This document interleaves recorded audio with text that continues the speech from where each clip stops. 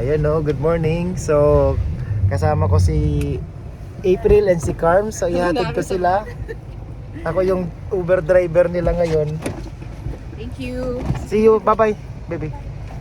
So, after ko silang ihatid, after kong ihatid yung wife ko is mag-Uber ako for 1 hour. 1 hour only. Diyan sila ngayon mag-work sa emergency room dito sa RUH. So, ang ginagawa ko is after ko siyang mahatid, nag-Uber ako. Ano lang, 1 hour and minsan nag-extend pag depende kung madami yung pasahero, pero pag hindi, umuwi na ako. So ngayon is 7:32 November 28.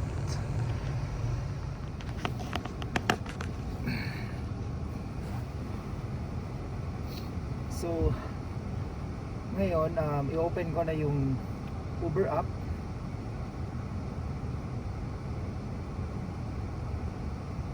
Para makapag-online na tayo. Kasi ang maganda dito sa Uber is very sobrang dali lang i-access. I-online mo lang. Ayun, online na. So kapag na-online mo na yung app, ngayon makaka-receive ka na ng request sa pasahero. So antay-antay lang.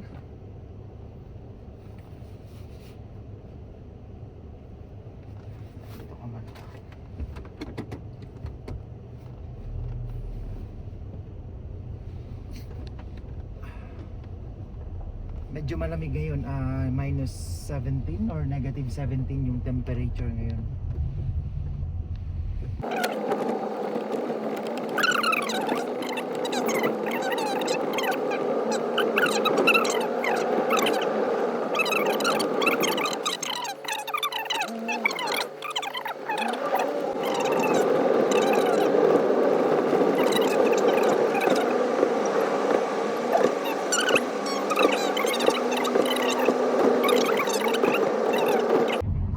Nag-start ako mag-Uber noong 2019 nung nanganak yung wife ko doon sa first baby namin. Naghanap ako ng ibang pagkakakitaan, and noon dahil hindi pa ganun kadami yung nag-Uber, ang lakas ng Uber.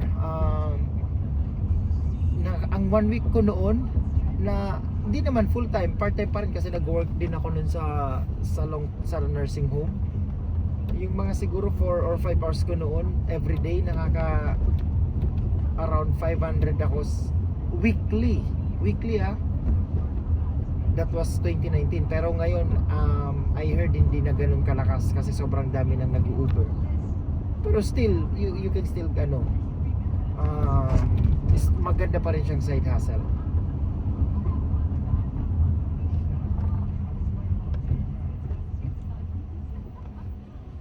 So yun, so nag-start tayo around 7:38, 39, 40, 41. So 3 minutes na wala pa rin tayong request, wala pa rin tayong pasahero. But it's okay.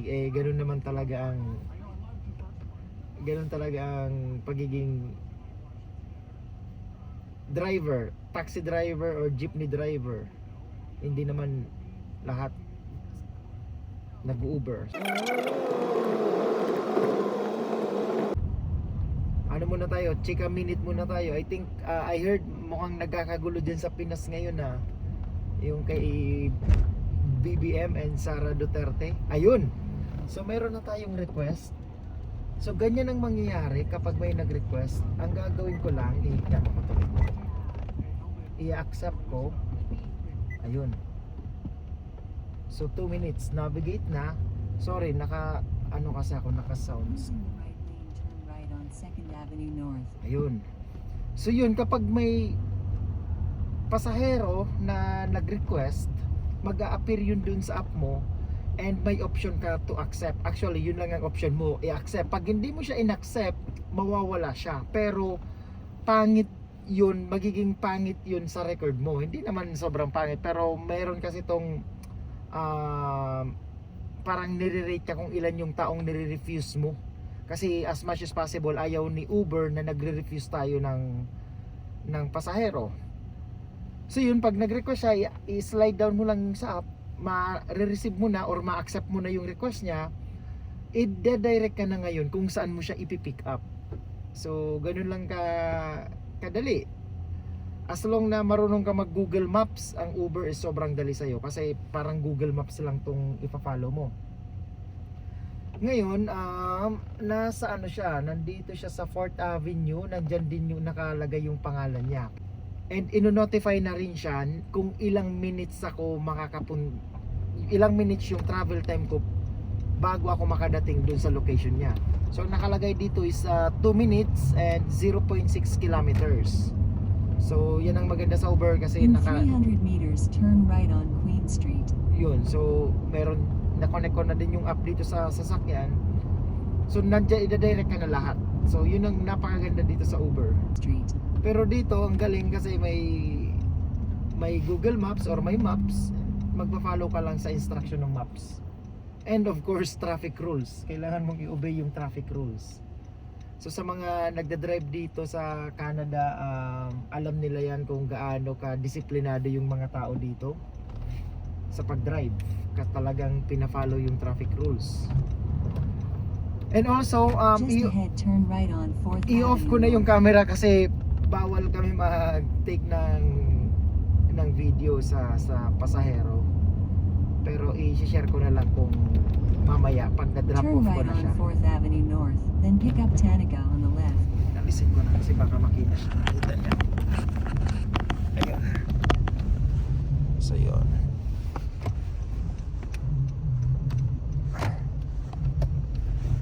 So yun, yan yung app.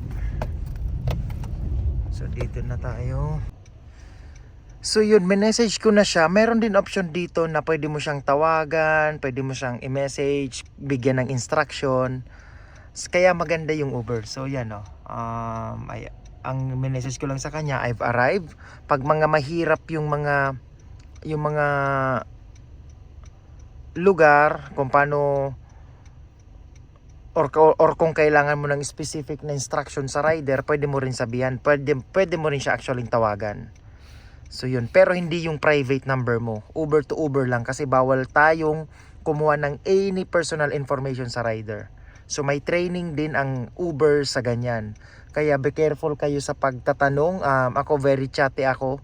Nakikipag-usap ako sa rider ko, pero careful ka sa mga bagay na tinatanong mo sa rider mo kasi pwede tayong makasuhan or mareklamo kapag nasobrahan tayo ng mga pagtanong sa mga personal na bagay ng rider. Interesting kasi magfo 4 minutes na, 4.5 minutes na actually, magfa 5 minutes na, hindi pa rin lumalakad yung blue na to. So kasi dapat kung papunta na siya, madidetect din siya. So I'm not sure kung anong nangyari dito. Baka hindi pa siya ready tapos nag-request na kaagad siya, or bigla siyang may emergency ginawa. Kaso ang problema, china-charge siya ngayon, and I believe yun, pwede ko na siyang i-cancel. So pwede ko na siya actually i-cancel kaso matcha-charge siya. So i-cancel ko na lang siguro. Hindi na dyan. So yun, na-drop ko na yung first rider ko dito sa school. Vet siya, veterinary siya. And ang maganda dito kasi, ayan, pag tapos na, i-close mo lang to, isuswipe mo lang. Ang maganda dito kasi kanina, habang nagda-drive kami, may na-pick up na akong isa. So papunta na ako kaagad dun. So pwede may option kang ganun,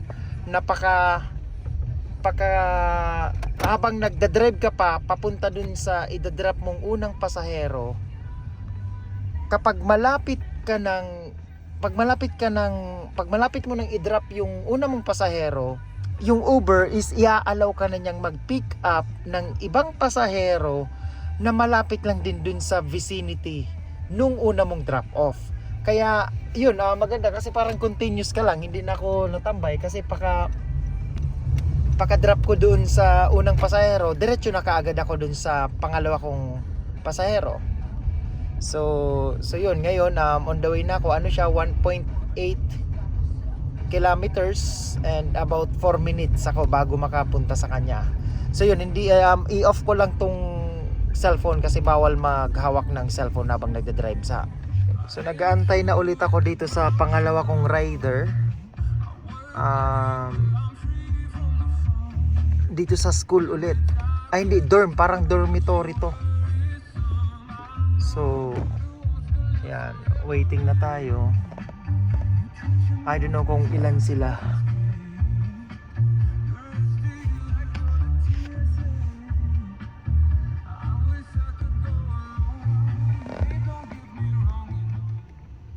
So yun, I think yun na yun. Yung mga tao doon. Pero I don't know. Hindi nakalagay dito na sa ano pa eh. So ako minsan, ang ginagawa ko, pag pinagbubuksan ko yung pasahero ko, kagaya nito, bubuksan ko siya ng pinto. So siya yung second na pasahero ko, and interesting, same din siya dito sa binabaan ko kanina. So estudyante din siya. Ayun, automatic. So yun, naka dalawang pasahero pa lang tayo. And tingnan natin. Ano pa lang, 8:17. So almost 45 minutes pa lang. So 6 lang, unti lang yung as per check, you'll be asked to take a photo of yourself. Go online resolved. So take to confirm. So may confirmation din ng Uber. Yan o.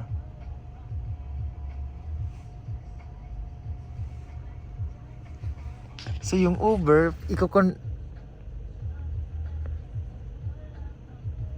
mini-make sure na ikaw yung nagda-drive, kaya bini-verify nila. So ngayon, hindi ka maka-online kapag hindi mo na-verify yun. So yun yung safety feature ng Uber. So randomly lang yun na biglang mag-a-appear dun na kailangan mong mag-take ng picture.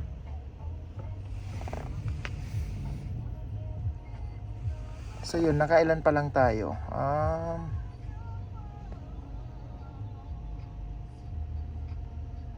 Saan na ba yan? 17. So $17. Wait lang kasi may nakasundot sa akin sa likod.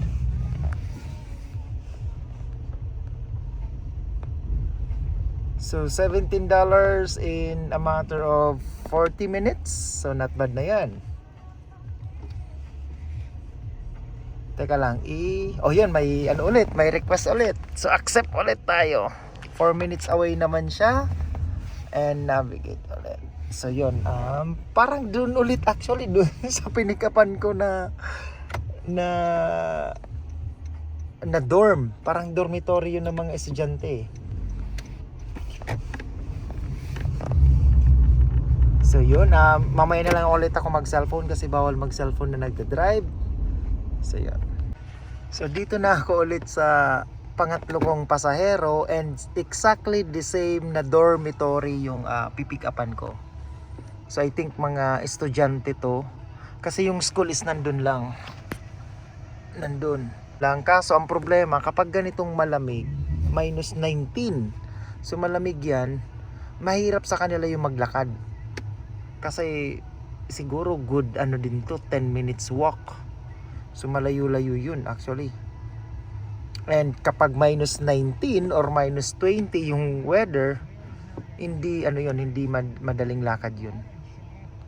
So yun, waiting ulit ako dito sa isa kong pangatlo kong I'm coming. So nag-message siya, I'm coming.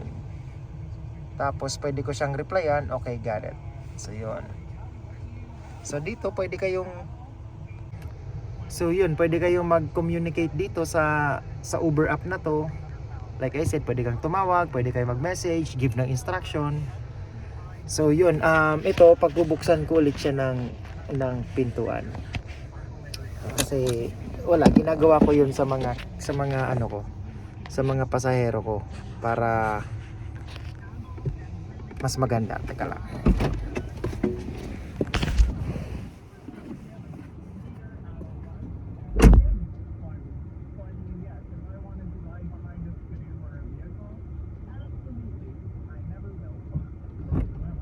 I mean, cold morning.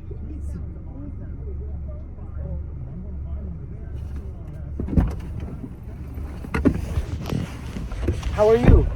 So, yun yung pangatlo kong pasahero na same spot, same dito sa vet school, and kinonfirm ko sa kanya na baka daw classmate niya yung dalawang yun.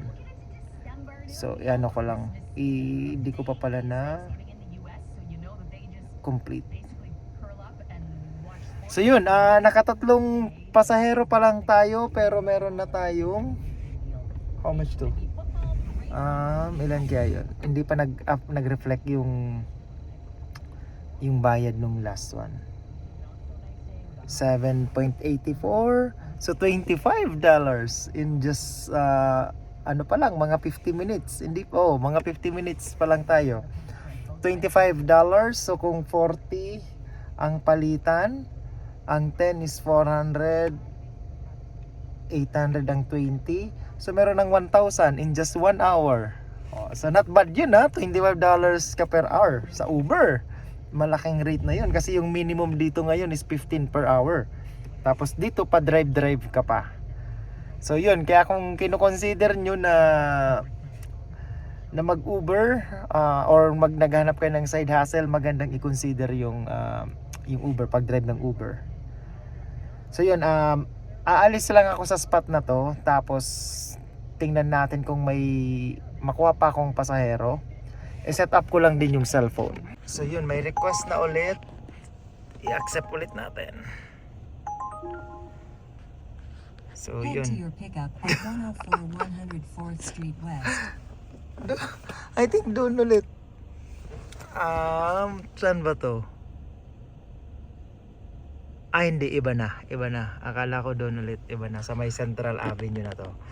So ayun, i-stop ko na lang ulit kasi hindi ko pa nasa-set up yung cellphone. So nandito na ako sa pang-apat ko na pasahero. And mag-ina sila, buksan ko lang. So yun yung pang-apat kong pasahero. Tingnan natin. Malayo actually yun, almost 10 kilometers. And tingnan natin kung how much. And ayun, time check, it's 8:55. So almost, ayun, $16. 41. Tumataging-ting na 41. So ano pa lang, 8:55 nag-start tayo. I think dun sa una kong camera video is 7:40. So 1 hour and almost 15 minutes, naka $41 tayo. So oh my god, malaki yan sa income dito kasi yung minimum wage dito sa Canada, dito sa province namin sa Saskatoon is $15. So 41 is rate na yan ng isang nurse dito, kasi ang rate ng LPN is maximum 38 per hour. Pero I mean, hindi naman pwedeng ikumpara kasi ito commission based to, pero still yung potential income mo dito sa Uber is sobrang laki. Kaya yun, i-consider nyo yung Uber. Ang ganda ng Uber, pa drive ka lang pero you're earning that much. Although kailangan mo pa rin i-consider yung gas, yung maintenance ng sasakyan. So ifa-factor mo pa rin yung mga bagay na yon kasi hindi lang naman puro income mo na yan, magta-tax ka pa. So pero like I said, income is still income. Yun ang the way I see it. So yun, I think titigil na ako kasi parang quota na rin ako, 41. And then yun, sa mga ayusin ko lang yung cam ko tuloy.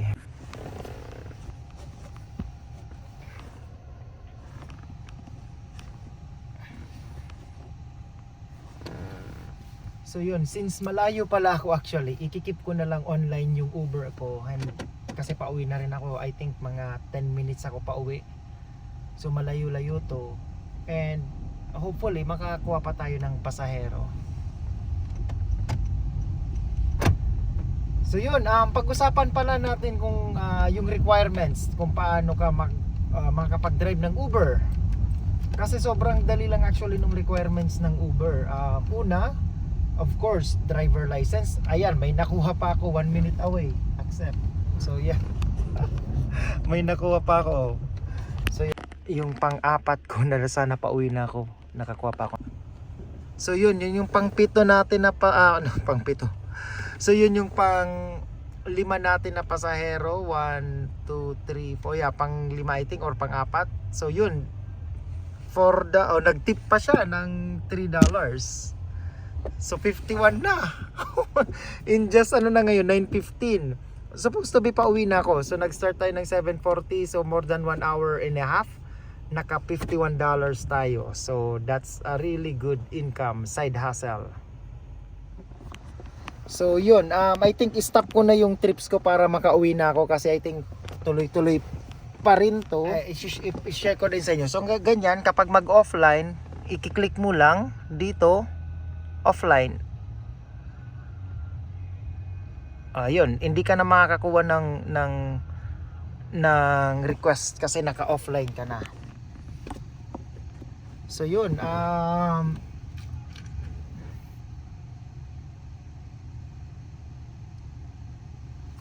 pag-usapan tuloy natin yung requirements sa pag-drive ng Uber dito sa Saskatchewan. Actually, napakadali lang. Una, syempre,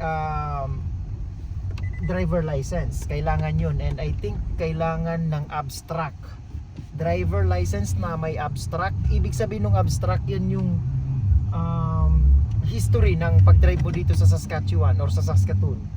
So makukuha mo siya online. Lahat lang siya online sa SGI, I believe. So i-upload mo lang siya. So actually lahat ng requirements is i-upload mo lang sa app. Kaya napaka-convenient sa pag-apply. So number 2, aside sa driver license, of course, vehicle registration, na i-make sure na naka-register yung sasakyan at kahit hindi sa'yo. Kasi sa akin, itong sasakyan na to is asawa ko to, hindi naman to naka-register sa akin. So nagamit ko siya sa pag-drive ng Uber. Maybe siguro dahil asawa ko siya, pero I think pwede kung kapamilya mo, pwede yon. Number 3, yung proof of work eligibility. So kailangan nilang alamin kung PR ka, citizen ka. And I think pwede ang student, pwede ka mag-drive. Ang hindi lang for sure na hindi pwede is yung visitor visa. Hindi pwede magtrabaho kasi naka-visitor visa. So yun, i-upload mo lang din yun, yung PR card mo or yung citizen card mo. Number 4 is yung light vehicle inspection.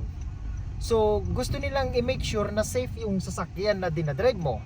So sa light vehicle inspection, ang meron sa may Canadian Tire na nag-i-inspect sila. So kapag na-inspect na nila yung sasakyan mo, bibigyan ka nila ng certificate na safe yung sasakyan mo to drive, na walang mga sirang kailangan gawin. And it cost me, I believe, $160. So iiwan mo siya sa Canadian Tire, and then I think 2 to 3 hours or less than, nakalimutan ko na. Tapos na sila mag-inspect, tatawagan ka na, bibigyan ka na ng certificate. So i-upload mo din yun. And yung pang-5 is yung GST account, kasi may tax, kasi tataksan tayo, kailangan natin magbayad ng tax. So mag-apply ka lang din yan sa Canada website, sa CIC, canada.ca. Mag-apply ka lang ng, sorry, I nakalimutan ko na kung anong website yun, pero i-search nyo lang yung how to apply GST in Canada. And then napakadali lang, may i-fill upan lang kayo doon sa website na yun, and then bibigyan na kayo ng GST number. So yung GST number na yun naman ang ibibigay nyo. Bibigyan din kayo ng email na confirmation yan ng government ng Canada na meron kayong GST and sa anong purpose nyo gagamitin yun. So yun, I think yung 5 lang, 6, background, police clearance. So i-make sure nila na wala tayong bad records dito sa Canada, na hindi tayo hindi tayo gagawa ng mali. So police clearance, I heard online na din ang pagkuha ng police clearance, and I think it's $70 or $80 lang. So i-upload mo din yon. And also, aside sa police clearance, ang Uber is nagkakandak sila ng sarili nilang background check. So pag in-upload mo yung police clearance na yun, iba-background check ka nila. I don't know kung paano nila ginagawa yung pag-background check. So i-check ka din nila. And actually yun yung isa sa medyo mahabang proseso. It took me more than a week. Pero ang iba sabi mas madali. Depende siguro, case to case situation naman. So yun, driver license, vehicle registration, proof of work eligibility, light vehicle inspection, GST or yung sa tax mo, police clearance or background check, and age pa. I think kailangan 18 or legal age. Legal age ka dapat pwede mag-drive. 18 or 19 or 21, I forgot. Just i-search nyo na lang. So, pero yun lang yung yung major na requirements sa pag-drive ng Uber. So, ang pinakamaganda nga like I said, i-upload mo lang yun lahat sa app ng Uber. And then pag na-process na nila yun, drive ka na kaagad. Kaya ang bilis na lang ng process. Ang dali lang and na-enjoy mo. And kagaya ngayon, nakita nyo yung potential income ng Uber. Even ang dami ng nag-Uber, dumadami naman yung tao. And madami pa rin yung madami pa rin yung pasahero. So, in a matter of 1 hour and let's say 15 minutes or sabi mo ng 30 minutes, nagkaroon ako ng income ng $51, which is like I said, ipa-factor mo din dyan yung gasolina mo, yung tax mo, and yung maintenance mo. Pero at the end of the day, malaki yung potential income mo as side hustle lang. Aside sa full time mo, pwede mo tong gawing side hustle instead na wala tayong ginagawa. Edi kung may goal ka, may pangarap ka sa buhay, malaking bagay na makatulong sa iyo yung pag-drive ng Uber. So yun, hopefully may natutunan kayo sa akin, and hopefully nag-enjoy kayo sa Uber ride natin. So nag-start tayo nung 7:40 something, madilim pa. Ngayon 9:22 is maliwanag na. And yun, see ya!